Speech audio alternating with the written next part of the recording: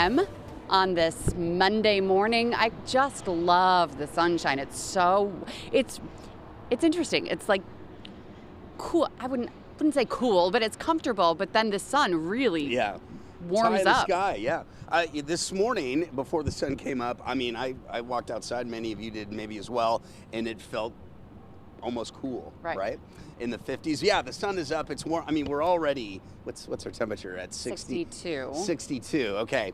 It feels warmer than that, Yeah, though. it's going to bounce up, and we're going to be close to 70 next hour, and then into the mid-70s, it looks like, for the rest of the day, and we'll have sunshine. It's going to be absolutely beautiful today. So not so much tomorrow, though, huh? Tomorrow looks a little, kind of up and down in terms of our rain chances. Severe weather is a possibility. Thunderstorms for some.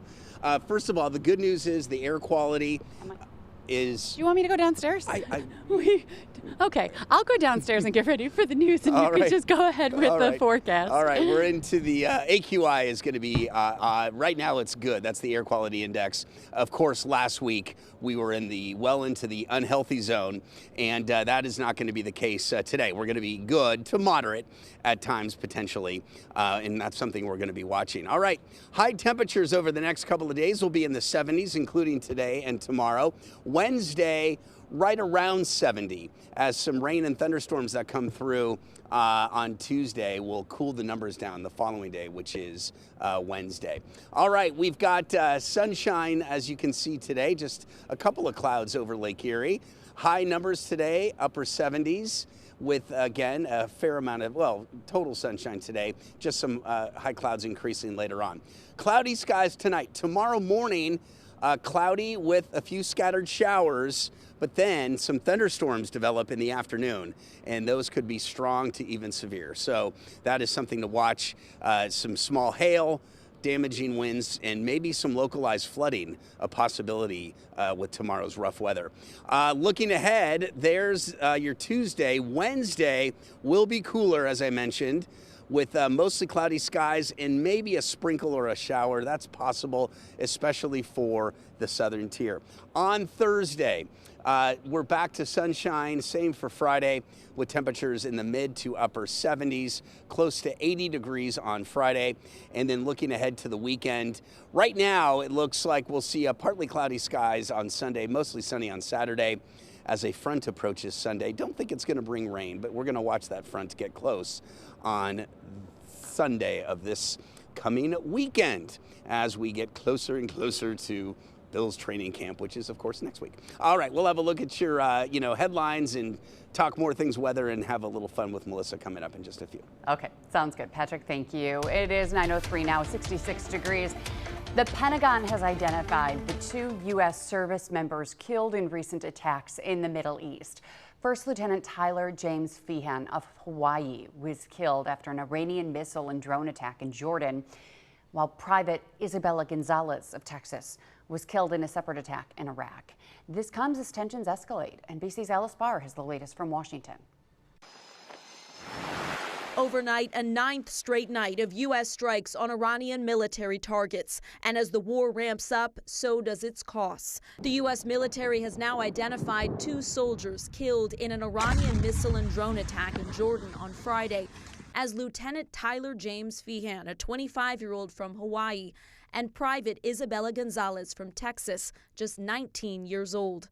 A 3rd American service member has been missing since that attack, and the military said Sunday it recovered remains in the search that are now being identified. We hit him very hard again tonight, and we did that in honor of the probably 3. It's probably 3 as opposed to 2 great patriots. Separately, U.S. Central Command said an American service member was killed Saturday in Iraq during a controlled detonation of ordnance from a downed Iranian drone that hadn't initially exploded.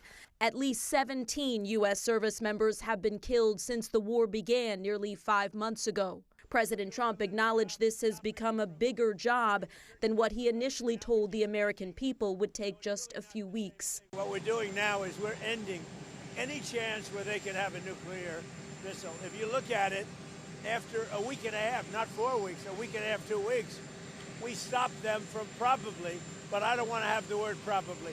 Secretary of State Marco Rubio said Sunday night the U.S. is still open to negotiation, but that the Iranians appear internally split. They continue to send signals that they want to talk, that they want to negotiate, but their behavior is what we're responding to. And their behavior is they're launching missiles and drones against ships, including tonight. Adding that the U.S. will respond as long as Iran keeps trying to control the Strait of Hormuz. President Trump also said the new Air Force One that was gifted by Qatar will be sent back in for maxed out upgrades, following concerns about the plane's security systems raised after the president unexpectedly took off from the NATO summit in Turkey in the old Air Force One, just as hostilities with Iran were heating back up. In Washington, Alice Barr, NBC News.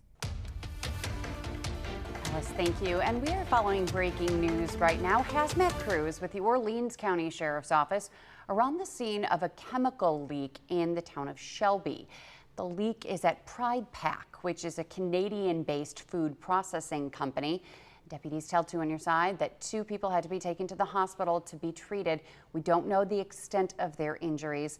There is no threat to the immediate area, we are told, and we will update you as soon as we learn more. We also have an update on a crash that we first brought you earlier on Daybreak. The westbound Kensington Expressway is now back open right at the Scajaquada split after this rollover crash that happened just before 4:30 this morning. You can see a black car flipped onto its roof. It also appears that this white SUV was involved. Police and EMS remained on the scene as crews cleared the wreckage.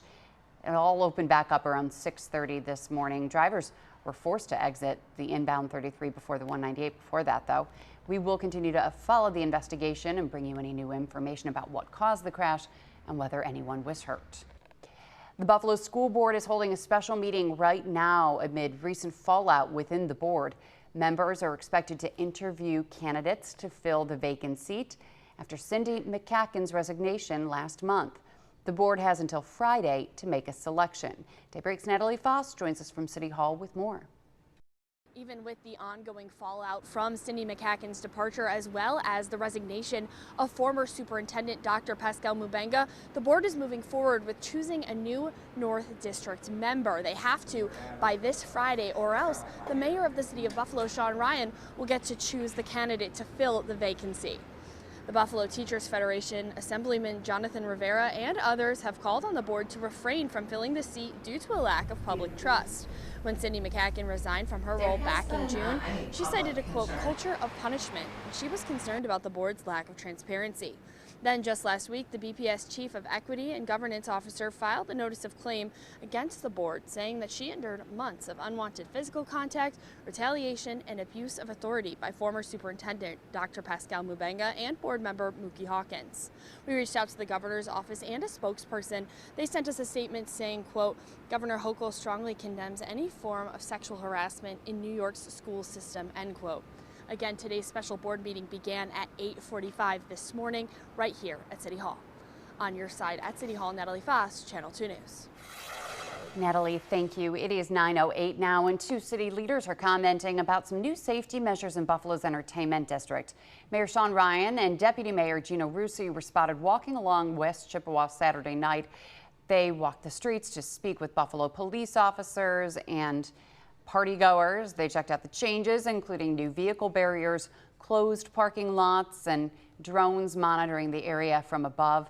And this added security comes after 2 violent weekends where police dealt with multiple shooting calls. And city leaders say many of the problems actually start in nearby parking lots where people gather to drink before they head into the bars.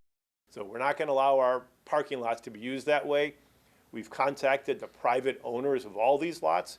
We let them know our expectation is their lots are not to be used for these activities. So we're going to work with them to try to get them to staff those lots at nighttime and not just to walk away and say, well, I put a yellow clothesline up that said closed. City leaders say this is just the beginning when it comes to tighter enforcement. The Buffalo Common Council is also pushing for ID checkpoints that would restrict access to the entertainment district to people 21 and older. Council members are expected to talk about that proposal at their meeting tomorrow. And leaders at the state and local level have been talking about ways to curb violence in communities, particularly when kids are out partying. Now Governor Kathy Hochul is announcing an additional $1 million for gun violence prevention efforts in Buffalo and Niagara Falls. It comes after that spike in shootings the past few weeks. The money will support law enforcement, outreach programs, youth services, and the City of Buffalo's Office of Gun Violence Prevention. The funding will be added to the nearly $14 million that the state already invests each year in gun violence prevention programs across Western New York. State police are investigating how a fight between two groups led to the death of an inmate at Attica Correctional Facility. Troopers say they were notified about the death Saturday evening, that is. A second inmate was hurt and was taken to ECMC. He's expected to be okay. State police have not identified the person who was killed, but they say they plan to share more information soon. And Buffalo police say there is no credible threat in the city's Lovejoy neighborhood after hearing concerns about a suspicious device on Saturday. City officials tell us police responded to Lovejoy Discovery School, number 43 on Benzinger Street, after that report. And the Erie County Sheriff's Office cleared the scene once the device was determined to not be credible. It is 9:11 on Daybreak and 66 degrees. We'll talk World Cup and much more coming up right after the break. Stay with us. Welcome back, 9:13 on Daybreak. The 5 weeks of competition is over. The 2026 FIFA World Cup has a champ now.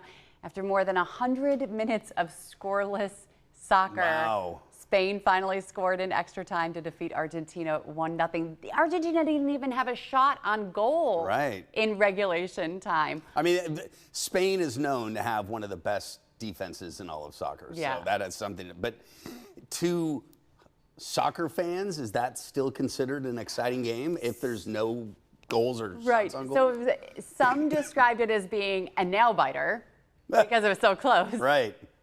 Others described it as being like lackluster.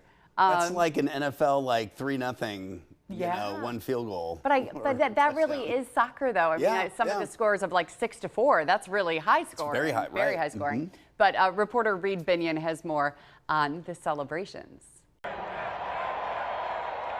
Deafening applause from the crowd at MetLife Stadium in New Jersey on Sunday after Spain's victory over Argentina in the World Cup final. The victors proudly accepting the World Cup trophy after their win. It came after watch parties around the world teemed with anticipation all day before the match, and fans watched with rapt attention throughout the game.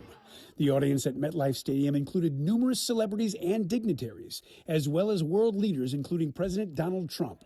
It took extra time, but Spain defeated Argentina 1-0 to capture the nation's second ever World Cup title.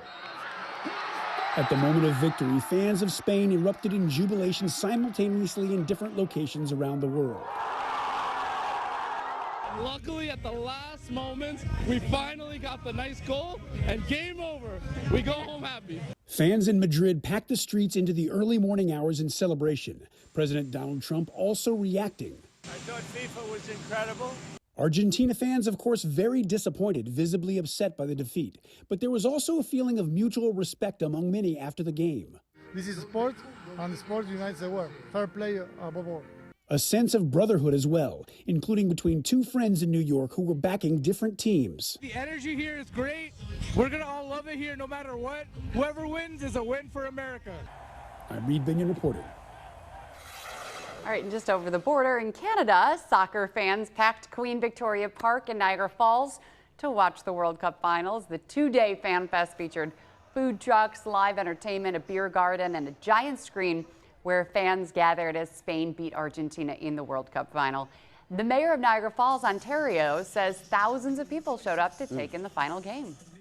So we decided to create a fan zone right across from the American Falls, and it's been a huge success. We had thousands tonight. We figured close to 7,000 to 10,000 people showed up tonight to watch on the big screens. And what an exciting way to take in the world's biggest sporting event right next to one of the world's most famous attractions. Mayor Diodati hopes that this World Cup success can bring another World Cup to North America again in the near future. And actually, they didn't just do it this weekend for the third place game and for the finals. I drove by the falls actually the last 2 weekends for golf tournaments in Canada, but I drove by and saw it, and it was right directly across. You know how at the falls on the Canadian side, everyone walks along the falls, and it's just right across the street.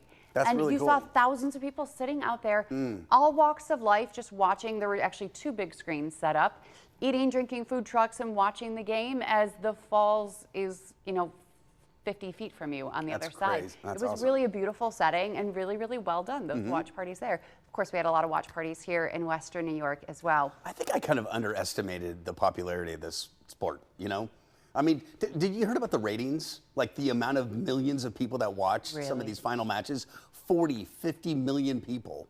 If maybe that's underselling. My point is, I know it's a worldwide audience, but still, just to see how popular the watch parties here have been. And really how it does bring people together. Right. And seeing everyone in Canada at the Niagara Falls watch parties, from all different countries, just loving this sport and wanting to watch it together and party. It's pretty cool.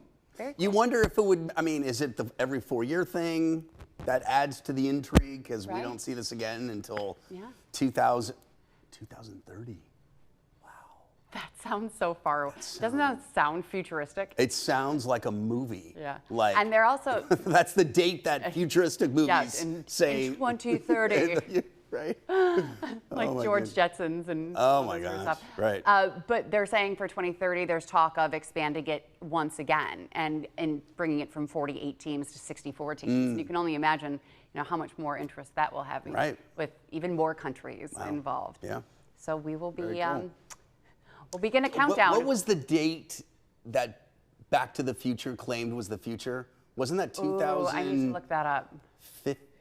Was it 2000? Thank you, Lauren. 2015 was the future. 2000, and then of course, it was course, 1985. in Prince, 1999, was the future, right, from the song.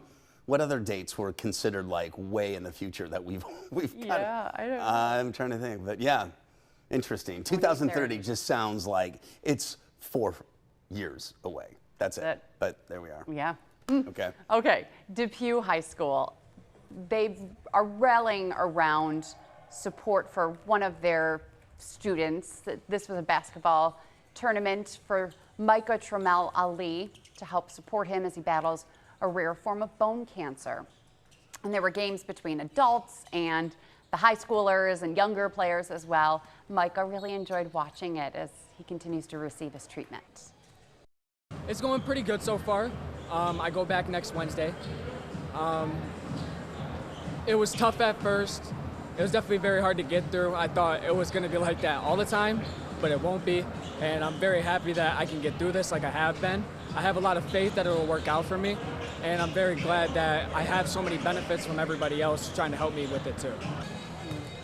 Micah says basketball has been a stress reliever for him. There's also a GoFundMe that's been created in his name. We wish him the best of luck as he continues to recover, but great to see such a supportive environment there in Depew to help him through these tough times. Great to see. All right, stay with us. We will talk some of the local events that happened over the weekend and that are continuing to happen this week, coming up right after the break. Welcome back. Okay, SUNY Niagara Baseball ended its season with the program's first ever national championship. Very So cool. cool for the whole team.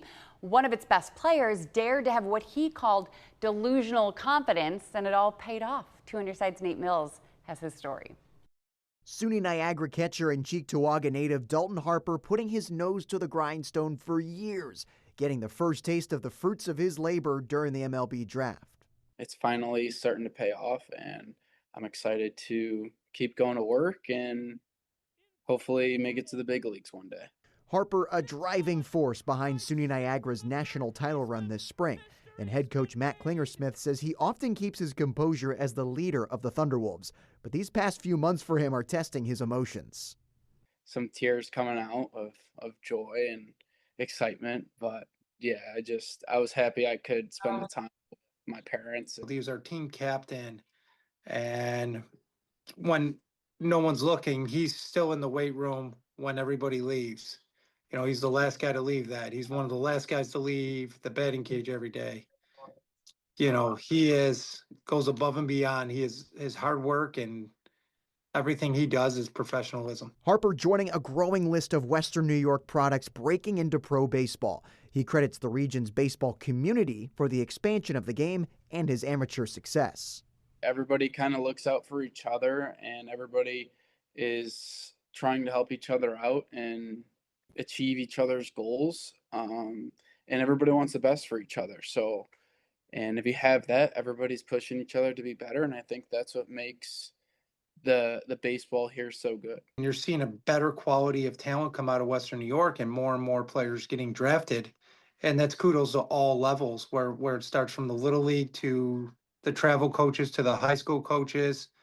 The Braves testing Harper this afternoon and expecting him to officially sign his contract Monday. He'll be assigned to one of Atlanta's minor league affiliates to begin his professional career once he signs. I'm Nate Mills reporting on your side for Channel 2 Sports. Okay, so it wasn't just Dalton Harper that was selected to go into the by a team in the MLB draft. Max Yale from Portville, who then went on to West Virginia, and he's like an All-American there. He was selected by the Kansas City Royals, really high up in the draft. So we had 2 Western New Yorkers, and Western New York is not known for, you know, churning out MLB players, and so it's very cool to see these 2 That guys. is cool. I mean, like any pro sport, it's the top of the top of the top make it. So to see that these 2 have made it to the draft, have been selected is amazing. Can you imagine that moment where they hear their name called? Just so cool. And then, though, the butterflies, because now you're in the bigs, you know, and maybe you start off in, you know, AA or AAA, but still, you know, it's a whole new world. I mean, it's amazing. Thinking they started at Little League baseball somewhere here in Western New York, and you know, may have been a standout or a star player on their local team. Or maybe not. Some players maybe didn't really show signs of being really good until high school, let's say. Maybe, you know, but the stories are great. Yeah, really great to see. So congratulations to them. Okay, we are celebrating Puerto Rican heritage in Western New York. I hope we can play as much of this video as possible because I'm just so fascinated by it. Yeah, like you said, where do they practice? Exactly. The Grease Pole Festival wrapped up last night on Buffalo's West Side. The weekend was filled with culture and food and music and dancing and family fun, but really, oh my gosh, it's so gross. This is the climax of the evening, the Grease Pole climbing competition. They worked together to get to the top in front of those cheering crowds, and apparently this was the winning team. Why are they so dirty? That's the grease. Why isn't it like Crisco? Yeah, but a lot of hands and feet on it that they're without shoes, so the dirt gets on. How do they practice? I don't know. I mean, yeah. Where do you have a pole that you can? You can practice on my vent of my stove. It's loaded with grease. You need some degreaser, huh? But yeah, it's like who's got a and how dangerous it is to practice. Yeah. And who decides that they're at the bottom and who's climbing to the top? Well, I think. And where do they get the grease? Where do they get the pole? Where do they get the grease? What kind of grease? Well, probably do they go to a restaurant and say, "Can I have?" Because they collect. I don't know. And then how do you? And is it like is there a different? Does grease have different consistencies? Do you want a? And is the grease just on the pole? Is it on them? Well, if it's on the pole, they got to. It's going to eventually get all over their body. That's why they're all like caked in it because they're hugging the. Next year. Lots of questions. Let's do a preview package. Yes, exactly. How are you practicing for the Grease Pole Festival? I'm so fascinated by this. Right. This could be a documentary. It really could. Netflix. Grease Pole. Have you seen the social media trends of people sitting down for like their Netflix interviews? Like, what does it take to be a morning anchor? And like, I don't know, it's just the social media trend right now with because everything is so dramatic when people sit down for their Netflix interviews and put on their microphone and get ready to share their stories. So it's a fun trend right now. There could definitely be a Netflix documentary in your life, Patrick. Speaking of documentary, did anybody see the movie The Anaconda with Jack Black and Paul Rudd? No, but I love them. It's such a silly movie. It's funny. Is it on right now or is it old? They are from Buffalo. Buffalo plays a role in this movie. Really? And there's a couple of funny Buffalo jokes and references that are very, very funny. Can't really repeat them right now. Is this but I don't know what. current Maybe you talked about Netflix, and I thought of movies, and I thought I was on a plane trip recently, and I watched it on the plane, and it's a spoof. Sure. It's so stupid, it's funny. But they didn't actually shoot it in Buffalo, but it was just No, about being in Buffalo. the characters are there was no evidence that they were ever in Buffalo. Kind of like with the movie, Bruce Almighty. Bruce Almighty. You never saw them here, but Buffalo plays a role. And there's some comments about Buffalo that are very funny. Fantastic. Anyway, sorry, I segued. Jack Black and Paul Rudd. Yeah, they are terrific together. And I bet. oh, well, what's his name? There's another actor who's. Anyway, it's a good. Go rent it. You'll see. It's fun. It's silly but fun. Oh yeah, I'll go head to Blockbuster and rent it. You're right. I don't know. It's got to be streaming somewhere, but you'll find it. On your plane. Take a flight to Cleveland and go back. Well, no, it's an hour and a half flight. I think I spend more time going through trying to figure out what movie I want to watch and then than you actually get it, watching it. you're landing. Right. Bye, everybody. Have a great day.